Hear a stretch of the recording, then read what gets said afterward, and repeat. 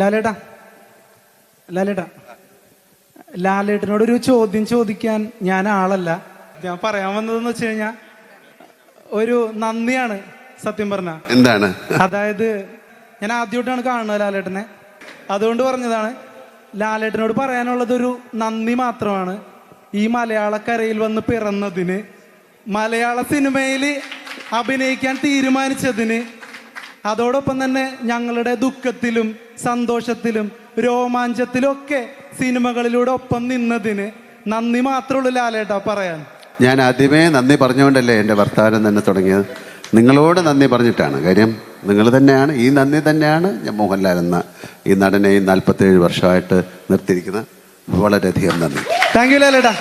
എനിക്ക് രാജുവേട്ടനോടൊരു ചോദ്യം ചോദിക്കാനുണ്ട്. രാജുവേട്ടനോട് എന്നോട് ചോദ്യം ഉണ്ടല്ലേ? രാജുവേട്ടാ, എമ്പുരാൻ സിനിമയാണ് ഇപ്പോൾ മലയാള സിനിമ കണ്ടതിൽ വെച്ച് ഏറ്റവും ഹൈപ്പുള്ള സിനിമയായി മാറിയിരിക്കുന്നത്. പൃഥ്വിരാജ് സുകുമാരൻ എന്ന ഡയറക്ടർ ഒരു ഫംഗ്ഷനിലും പോയി ഇതൊരു വലിയ സിനിമയാണെന്ന് പറഞ്ഞിട്ടില്ല.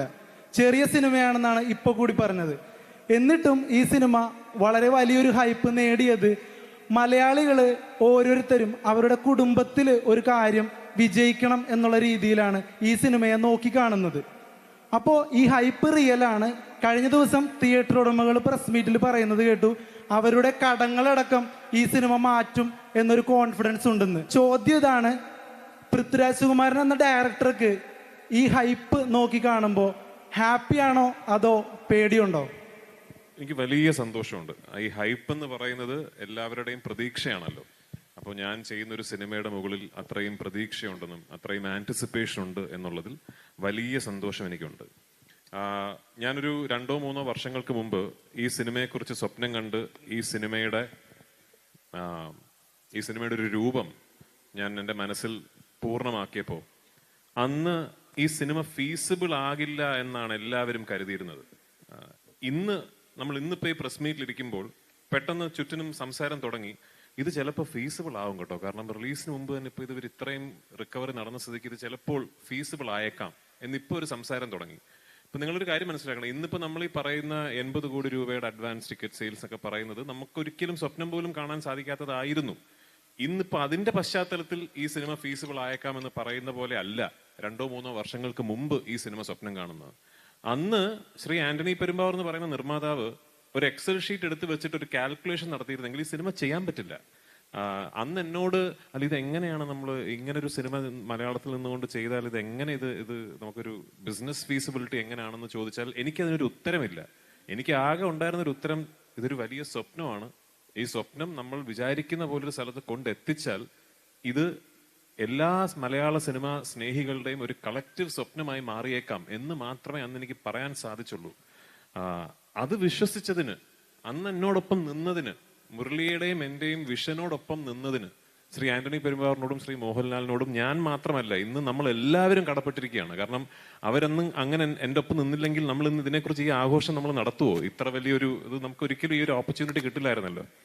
അപ്പൊ എനിക്കൊന്ന് മാത്രമേ പറയാനുള്ളൂ, ഇതൊരു മേ ബി ഒരു ലെസൺ ആണ്, മേ ബി ഇതിലൊരു പാഠമുണ്ട്.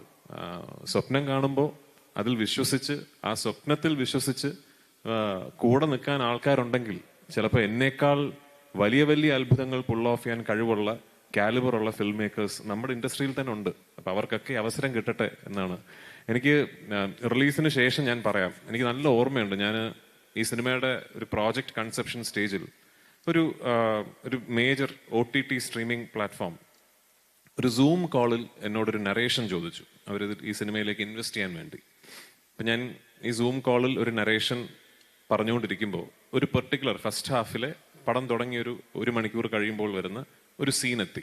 ഞാൻ ആ സീൻ നറേറ്റ് ചെയ്തുകൊണ്ടിരുന്നപ്പോൾ അദ്ദേഹം എന്നോട് സോറി ബട്ട് നിങ്ങൾ എന്താണ് ഈ പറയുന്നത് എന്ന് ചോദിച്ചു. അപ്പം ഞാൻ പറഞ്ഞാൽ ഇത് എങ്ങനെ ഷൂട്ട്, എങ്ങനെയാണ് ഇത് പുൾ ഓഫ് ചെയ്യാൻ നിങ്ങൾ ഉദ്ദേശിക്കുന്നത്, എങ്ങനെ എടുക്കാം എന്നാണ് നിങ്ങൾ ഈ പറയുന്നത്. അപ്പം ഞാൻ പറഞ്ഞാൽ അത് എൻ്റെ മനസ്സിലൊരു രീതി, ഒരു മെത്തേഡ് ഉണ്ട്, അത് എടുക്കാൻ പറ്റും. പറഞ്ഞു, ഇത് നടക്കുന്ന കാര്യമല്ല, ഇത് ഒരിക്കലും ചിന്തിക്കാൻ പറ്റാത്ത കാര്യമാണ് എന്നോട് പറഞ്ഞു. അദ്ദേഹം ഇന്നും അതേ സ്ട്രീമിംഗ് സർവീസിൽ ജോലി ചെയ്യുന്നുണ്ട്. So if you are listening, ഞാൻ ആ സീൻ ഷൂട്ട് ചെയ്ത് കേട്ടോ. അപ്പോൾ അതാണൊരു സ്വപ്നത്തിൽ ബിലീവ് ചെയ്യുന്നതും ബിലീവ് ചെയ്യാതിരിക്കുന്നതും തമ്മിലുള്ള വ്യത്യാസം. ഇതെടുക്കാൻ പറ്റില്ലല്ലോ എന്ന് ഒരിക്കൽ പോലും ഒരു സീനിൽ പോലും ആന്റണി പെരുമ്പാവൂർ പറഞ്ഞിട്ടില്ല.